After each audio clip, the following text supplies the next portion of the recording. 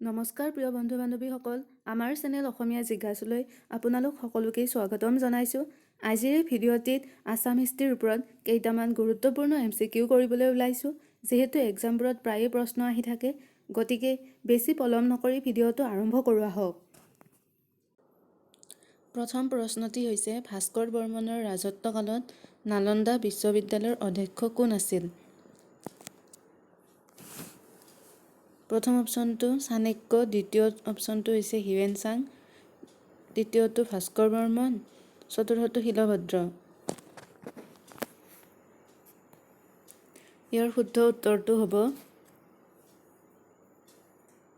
ঘ, শিলভদ্ৰ। নেক্সট প্ৰশ্নটো হৈছে, নৰকাসুৰে প্ৰতিষ্ঠা কৰা বংশটোৰ নাম কি? প্ৰথম অপশ্যনটো হৈছে ভৌম, দ্বিতীয় অপশ্যনটো পাল, তৃতীয়টো বৰ্মন নে চতুৰ্থ অপশ্যনটো দানৱ। ইয়াৰ ভিতৰত শুদ্ধ উত্তৰটো হ'ব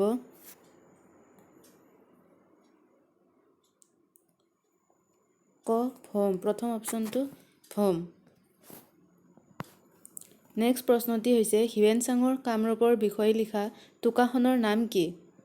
প্ৰথম অপশ্যনটো হৈছে যোগিনী তন্ত্ৰ, দ্বিতীয় অপশ্যনটো CUK, তৃতীয় অপশ্যনটো হৈছে অৰ্থশাস্ত্ৰ আৰু শেষৰ অপশ্যনটো হৈছে ৰামায়ণ। ইয়াৰ ভিতৰত শুদ্ধ উত্তৰটো হ'ব অপশ্যন খ, CUK। নেক্সট প্ৰশ্নটি হৈছে, কোচ ৰাজ্য কোনে প্ৰতিষ্ঠা কৰিছিল? প্ৰথম অপশ্যনটো হৈছে বিশ্বসিংহ, দ্বিতীয় অপশ্যনটো নৰনাৰায়ণ নে তৃতীয়টো চিলাৰায় নে চতুৰ্থ অপশ্যনটো ইয়াৰ এটাও নহয়। ইয়াৰ ভিতৰত শুদ্ধ উত্তৰটো হ'ব প্ৰথম অপশ্যনটো ক, বিশ্বসিংহ। নেক্সট প্ৰশ্নটো হৈছে, আহোমৰ শেষ স্বাধীন ৰজাজনৰ নাম কি? প্ৰথম অপশ্যনটো ৰুদ্ৰসিংহ, দ্বিতীয় অপশ্যনটো গদাধৰ সিংহ নে জয়ধ্বজ সিংহ নে শেষৰ অপশ্যনটো পুৰন্দৰ সিংহ। ইয়াৰ ভিতৰত শুদ্ধ উত্তৰটো হ'ব ঘ, পুৰন্দৰ সিংহ। আহোমৰ শেষ স্বাধীন ৰজাজনৰ নাম আছিল পুৰন্দৰ সিংহ। নেক্সট প্ৰশ্নটো হৈছে, অসমীয়া ভাষাত বুৰঞ্জী লিখোঁতা প্ৰথম স্বৰ্গদেউ কোন আছিল? প্ৰথম অপশ্যনটো হৈছে স্বৰ্গনাৰায়ণ, দ্বিতীয় অপশ্যনটো হৈছে প্ৰতাপ সিংহ, তৃতীয় অপশ্যনটো হৈছে ৰুদ্ৰসিংহ নে চতুৰ্থ অপশ্যনটো চন্দ্ৰকান্ত সিংহ। ইয়াৰ ভিতৰত শুদ্ধ উত্তৰটো হ'ব ক, স্বৰ্গনাৰায়ণ। অসমীয়া ভাষাত বুৰঞ্জী লিখোঁতা প্ৰথম স্বৰ্গদেউজন হ'ল স্বৰ্গনাৰায়ণ। নেক্সট প্ৰশ্নটি হৈছে, প্ৰথম হিন্দু ধৰ্ম গ্ৰহণ কৰা স্বৰ্গদেউগৰাকীৰ নাম কি? প্ৰথম অপশ্যনটো হৈছে ৰুদ্ৰসিংহ, দ্বিতীয় অপশ্যনটো হৈছে পুৰন্দৰ সিংহ নে তৃতীয় অপশ্যনটো স্বৰ্গনাৰায়ণ নে চতুৰ্থ অপশ্যনটো জয়ধ্বজ সিংহ।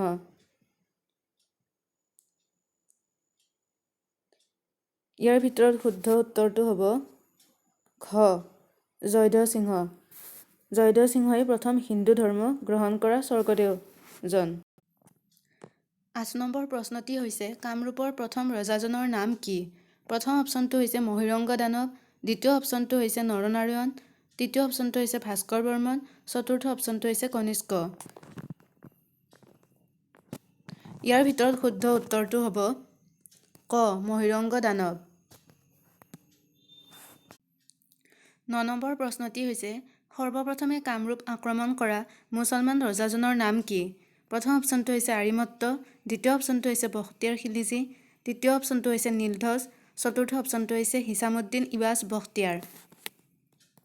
ইয়াৰ ভিতৰত শুদ্ধ উত্তৰটো হ'ব খ, বখতিয়াৰ খিলিজী। সৰ্বপ্ৰথমে কামৰূপ আক্ৰমণ কৰা মুছলমান ৰজাজন আছিল বখতিয়াৰ খিলিজী। 10 নম্বৰ প্ৰশ্নটি হৈছে, সেন বংশৰ শ্ৰেষ্ঠ ৰজাজন কোন আছিল? প্ৰথম অপশ্যনটো হৈছে শশীপাত্ৰ, দ্বিতীয় অপশ্যনটো হৈছে নীলাম্বৰ, তৃতীয় অপশ্যনটো হৈছে পৃথু, চতুৰ্থ অপশ্যনটো হৈছে বৈদ্যদেৱ। ইয়াৰ ভিতৰত শুদ্ধ উত্তৰটো হ'ব খ, নীলাম্বৰ। সেন বংশৰ শ্ৰেষ্ঠ ৰজাজনৰ নাম হ'ল নীলাম্বৰ। 11 নম্বৰ প্ৰশ্নটি হৈছে, নেপালৰ ৰজা জয়দেৱলৈ বিয়া দিয়া কামৰূপৰ ৰাজকুমাৰী গৰাকী কোন আছিল? প্ৰথম অপশ্যনটো হৈছে ৰূপাৱতী, দ্বিতীয় অপশ্যনটো হৈছে প্ৰভাৱতী, তৃতীয় অপশ্যনটো হৈছে দুৰ্লভা, চতুৰ্থ অপশ্যনটো হৈছে ইয়াৰ এটাও নহয়। ইয়াৰ ভিতৰত শুদ্ধ উত্তৰটো হ'ব খ, প্ৰভাৱতী। 12 নম্বৰ প্ৰশ্নটি হৈছে কোন চনত মুছলমানসকলে দ্বিতীয়বাৰ কামৰূপ ৰাজ্য আক্ৰমণ কৰিছিল?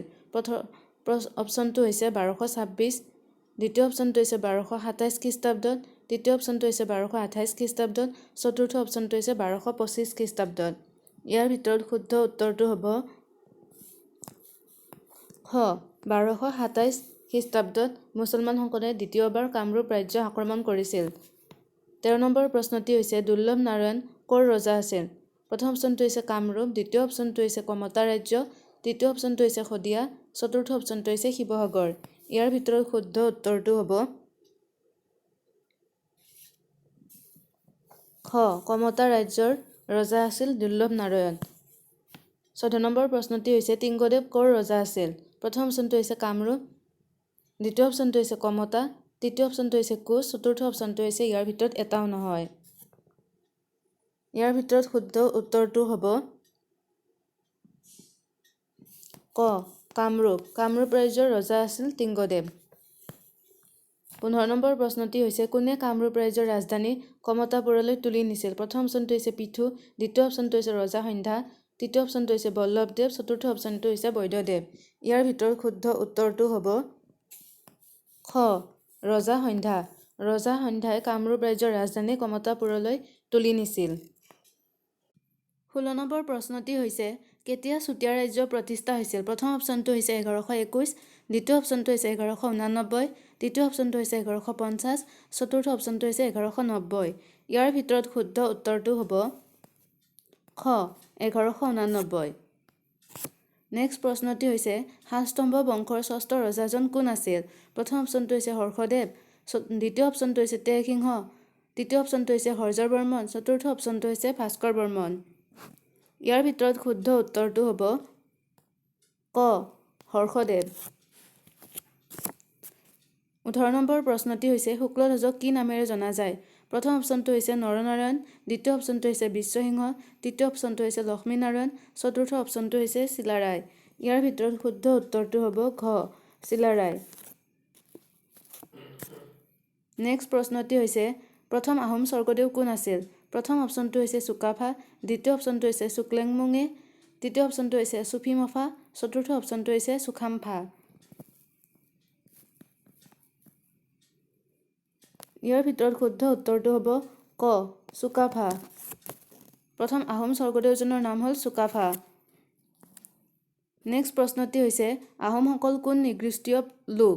প্ৰথম অপশ্যনটো হৈছে টাই মংগোলীয়, দ্বিতীয় অপশ্যনটো হৈছে টাই, তৃতীয় অপশ্যনটো হৈছে দ্ৰাবিড়, চতুৰ্থ অপশ্যনটো হৈছে ইণ্ডো। ইয়াৰ ভিতৰত শুদ্ধ উত্তৰটো হ'ব ক টাই মংগোলীয়। আহোমসকল টাই মংগোলীয় গোষ্ঠীৰ লোক আছিল।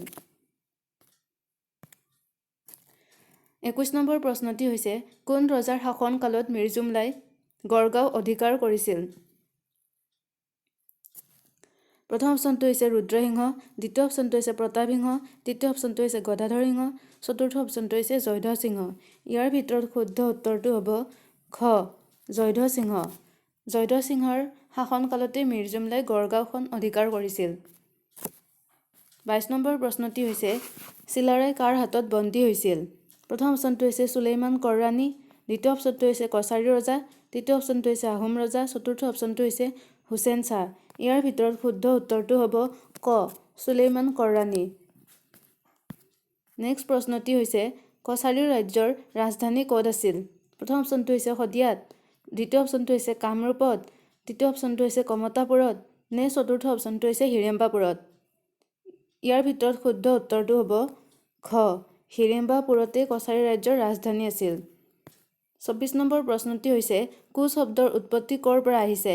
প্ৰথম অপশ্যনটো হৈছে কোচ, দ্বিতীয় অপশ্যনটো হৈছে কুজ, তৃতীয় অপশ্যনটো হৈছে কোৱাজ বা কম্বোজ, চতুৰ্থ অপশ্যনটো হৈছে ইয়াৰ এটাও নহয়। ইয়াৰ ভিতৰত শুদ্ধ উত্তৰটো হ'ব গ কোৱাজ বা কম্বোজ শব্দৰ পৰা কোচ শব্দৰ উৎপত্তি হৈছে। 25 নম্বৰ প্ৰশ্নটি হৈছে নৰনাৰায়ণ সিংহাসনত উঠাৰ সময়ত আহোম স্বৰ্গদেউ কোন আছিল? প্ৰথম অপশ্যনটো হৈছে চুকাফা, দ্বিতীয় অপশ্যনটো হৈছে চুক্লেনমুং, তৃতীয় অপশ্যনটো হৈছে ৰুদ্ৰসিংহ, চতুৰ্থ অপশ্যনটো হৈছে গদাধৰ সিংহ। ইয়াৰ ভিতৰত শুদ্ধ উত্তৰটো হ'ব খ চুক্লেনমুং।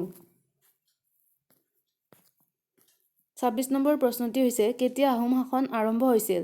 প্ৰথম অপশ্যনটো হৈছে 1226 খ্ৰীষ্টাব্দত, দ্বিতীয় অপশ্যনটো 1225 খ্ৰীষ্টাব্দত, তৃতীয় অপশ্যনটো 1227 খ্ৰীষ্টাব্দত নে চতুৰ্থ অপশ্যনটো 1228 খ্ৰীষ্টাব্দত। ইয়াৰ ভিতৰত শুদ্ধ উত্তৰটো হ'ব ঘ 1228 খ্ৰীষ্টাব্দত আহোম শাসন আৰম্ভ হৈছিল। 27 নম্বৰ প্ৰশ্নটি হৈছে পাল বংশৰ প্ৰতিষ্ঠা কোন আছিল? প্ৰথম অপশ্যনটো হৈছে ভাস্কৰ বৰ্মন, দ্বিতীয় অপশ্যনটো হৈছে বৈদ্যদেৱ, তৃতীয় অপশ্যনটো হৈছে ব্ৰহ্মপাল, চতুৰ্থ অপশ্যনটো হৈছে নৰনাৰায়ণ। ইয়াৰ ভিতৰত শুদ্ধ উত্তৰটো হ'ব গ ব্ৰহ্মপাল। পাল বংশৰ প্ৰতিষ্ঠাপকজন আছিল ব্ৰহ্মপাল।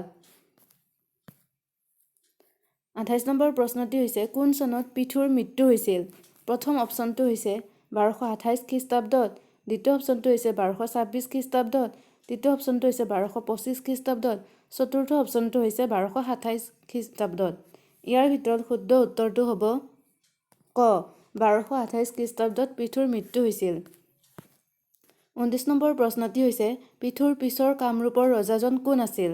প্ৰথম অপশ্যনটো হৈছে সন্ধ্যা, দ্বিতীয় অপশ্যনটো হৈছে ভাস্কৰ বৰ্মন, তৃতীয় অপশ্যনটো হৈছে নৰনাৰায়ণ, চতুৰ্থ অপশ্যনটো হৈছে ইয়াৰ এটাও নহয়।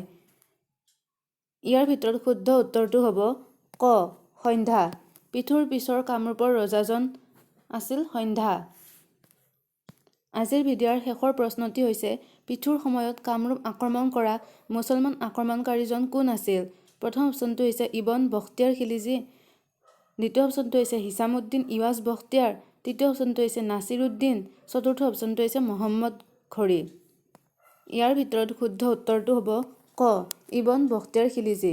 পৃথুৰ সময়ত কামৰূপ আক্ৰমণ কৰা মুছলমান আক্ৰমণকাৰীজনেই হ'ল ইবন বখতিয়াৰ খিলিজী। ভিডিঅ'টো ভাল পালে লাইক, শ্বেয়াৰ এণ্ড ছাবস্ক্ৰাইব কৰিবলৈ নাপাহৰিব। এনেকুৱা ধৰণৰ ভিডিঅ' বিচাৰিলে কমেণ্ট কৰি জনাব। নেক্সট ভিডিঅ'টোত পুনৰ লগ পাম। ধন্যবাদ।